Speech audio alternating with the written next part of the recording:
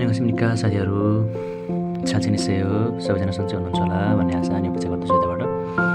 अब 2025 को exam notice नि अस्ति एसआइडीले भर्खरै पेजमा अपलोड गरेको थियो। फेरि चाहिँ अनडिसाइड भनेर चाहिँ राखेको छ अहिले एसआइडी वेबसाइटमा।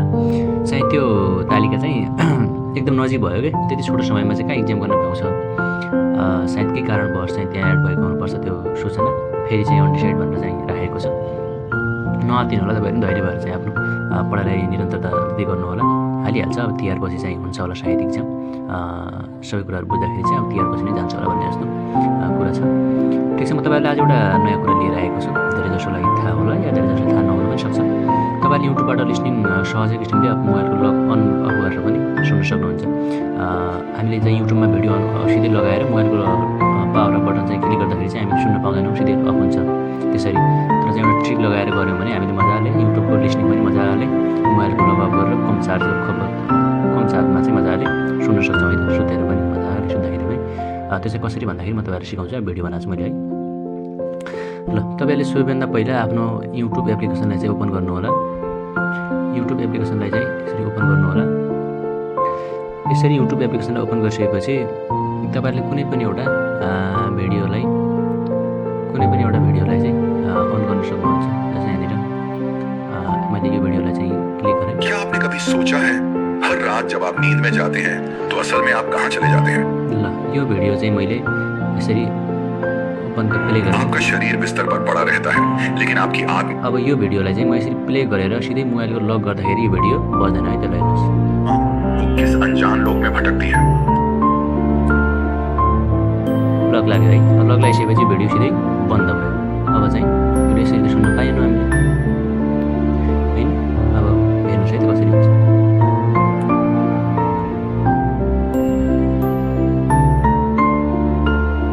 अब यसलाई चाहिँ हामीले यसरी गर्दाखेरि त बज्ने रहेछ त, नबज्ने रहेछ नि होइन। अब यसको लागि चाहिँ तपाईँहरूले के गर्नु पऱ्यो भन्दाखेरि यो सेयर बटनमा क्लिक गरेर कुनै पनि भिडियोबाट चुज गर्नुहोस्। त्यसपछिको सेकेन्ड स्टेप भनेको चाहिँ सेयर बटनमा क्लिक गर्नुहोस्। सेयर बटनमा क्लिक गरिसकेपछि तपाईँहरूले यहाँ यसरी स्क्रल गरेर यता छेउमा चाहिँ एउटा मोर भन्ने बटन देख्न सक्नुहुन्छ। हेर्नु त, यहाँ मोर भन्ने एउटा बटन देख्न सक्नुहुन्छ। यो मोर बटनमा क्लिक गर्नु होला। मोर बटनमा क्लिक गरेपछि तपाईँले खोज्नुपर्ने एप भनेको कोरुम भन्ने एपलाई चाहिँ खोज्नु होला।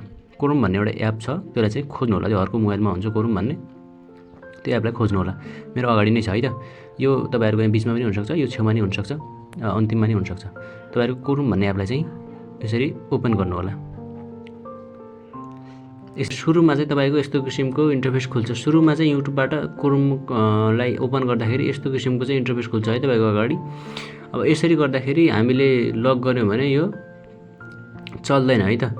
त्यसको लागि तपाईँहरूले त्यो 3 डटमा गएर यो डेस्कटप साइडमा क्लिक गर्दाखेरि तपाईँको अगाडि ल यस्तो किसिमको इन्टरफेस ओपन हुन्छ। अब यसलाई चाहिँ अन गर्नुहोस्। क्या आपने कभी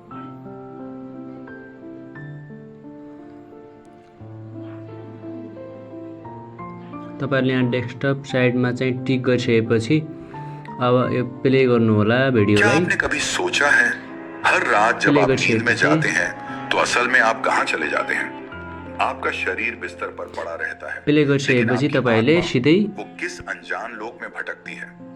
ब्याक गर्नु होला है। प्ले गरिसकेपछि सिधै ब्याक गर्नु होला। ब्याक गरिसकेपछि तपाईँलाई माथि एउटा नोटिफिकेसन हुन्छ है। त्यही भिडियो जुन हामीले युट्युबमा त्यसपछि कोरुममा अहिले चाहिँ यहाँ नोटिफिकेसन छ है। यसलाई चाहिँ प्ले गर्नु होला। और हकीकत का नकाब बच्छ नि होइन। वहाँ आप कभी ऐसे लोगों से मिलते हैं जो सालों पहले मर चुके हैं, कभी उन जगहों पर पहुंच जाते हैं जिन्हें आपने कभी देखा तक नहीं, और कभी ऐसे दृश्य देखते हैं जो कल की आपकी असलियत बन जाते हैं। ये कैसे मुमकिन? अब म यसलाई लक गर्छु है त। लक गर्दा पनि मजाले बच्छ है त। या फिर ये वो दरवाजा है जो हमें किसी समानांतर ब्रह्मांड से जोड़ता है। विज्ञान कहता है सपना दिमाग की रैंडम एक्टिविटी है, लेकिन अगर ऐसा ही होता तो इंसान सपनों में भविष्य क्यों देख लेता? मजाले क्यों हजारों साल पहले आर्षि मुनि और यहाँ तक कि राजा महाराजा भी सपनों की व्याख्या से अपनी तकदीर तय करते थे। सोचिए, अगर सपनों को समझ लिया जाए तो शायद इंसान अपने जीवन का नक्शा खुद लिख सके। शायद सपनों में छिपी है वो चाबी जिससे हम अपनी किस्मत, अपनी हकीकत ल यसरी चाहिँ तपाईँ युट्युबमा भएको भिडियोलाई चाहिँ मजाले हेर्न सक्नुहुन्छ है त। तपाईँहरूले लिसनिङलाई मजाले युट्युबबाट सिधै हेर्न सक्नुहुन्न। बढी जसो कुराहरू युट्युबमा हेर्नुपर्ने हुन्छ पढ्दाखेरि, तयारी गर्दाखेरि।